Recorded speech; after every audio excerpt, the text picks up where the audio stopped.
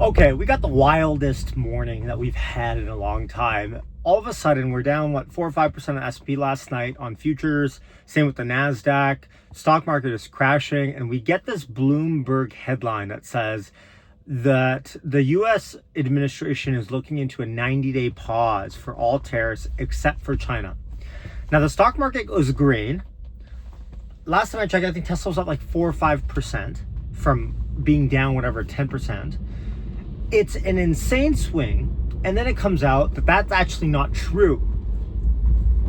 Okay, and so the market dumps again, and here we are. What does this show us? Well, I think there's a couple of things that actually it highlights for us really importantly moving forward.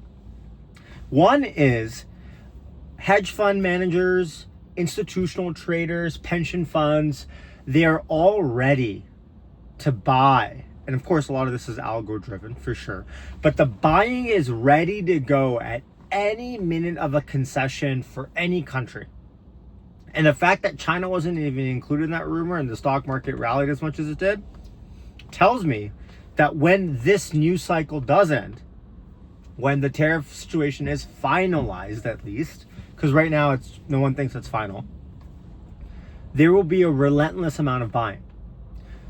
The problem is, and if you look at bear markets, you will almost always have a few months to dollar cost average. In fact, on average, I think you have about a year in a bear market to dollar cost average in. There's no reason for you to be hasty with your purchases. But this tariff situation is so different. With one stroke of a pen, Trump could be like, yeah, this is all garbage, never mind, forget it all. He could say, yeah, I've struck deals with all countries. Anything could come out, and today was proof of that. Today was proof of that. And so this is what I think we need to all watch out for. And we need to make sure that, I've got a few texts last night saying, yeah, stock markets are done. It's toast. Get your money out of stocks. It's over. And I think that could be probably the biggest mistake that you make in your investing career. Of course, everyone would have loved to time the top, bought back now or bought back whenever this thing is over. But if you miss a few days that have faced ripping rallies, the majority of your gains are gone. And so the name of the game is staying invested. Now, with Trump, who knows what's going to happen when? I tend to believe there will not be a pause.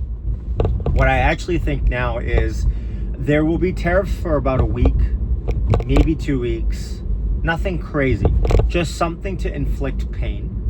And then at some point, Trump will call some sort of a meeting of the nations at Mar-a-Lago, something similar. And he'll go, I'm inviting, all these countries to come at the negotiating table and meet with me, and we're gonna hash out deals over a weekend.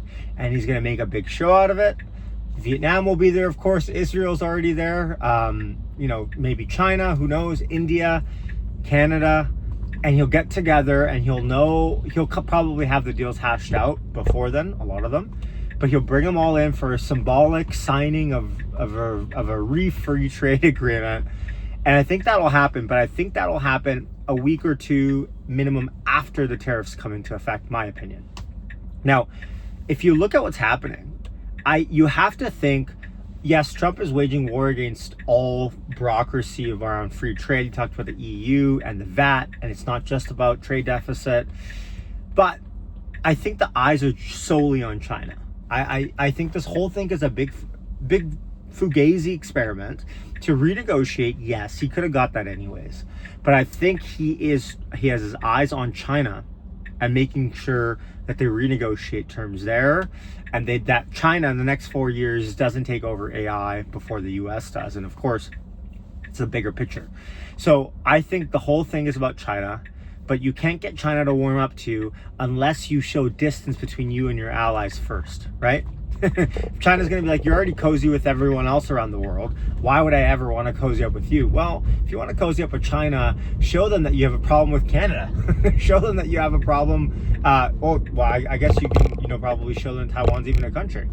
So, all of these things are pointing towards the China. And even the rumor today, take notice of this, Hassett came on Fox and Friends, and he basically was asked the question about would the president consider a 90-day pause, and he goes, and his mic is lagging a little bit, or his earphone is lagging a little bit, and so he says, no. So look, the president's going to do what the president does, and so that little of him just acknowledging the question went on Bloomberg Terminal and caused a face ripper of a 7% rally, which is insane. So my point being is that I think hang in there. I think, first of all, this news cycle, if you're a part of this news cycle, if you're watching the markets, this is something you're going to tell your kids about. The amount of volatility that we've seen is unprecedented. This is a past the COVID decline at this point. It is a massive amount of volatility going on, but hang in there. Do not make any rash decisions one way or another, because that's how you lose a lot of money. And at the end of the day, this show will end, not soon, because I don't think it will end soon, but we'll have certainty at least in the next little bit.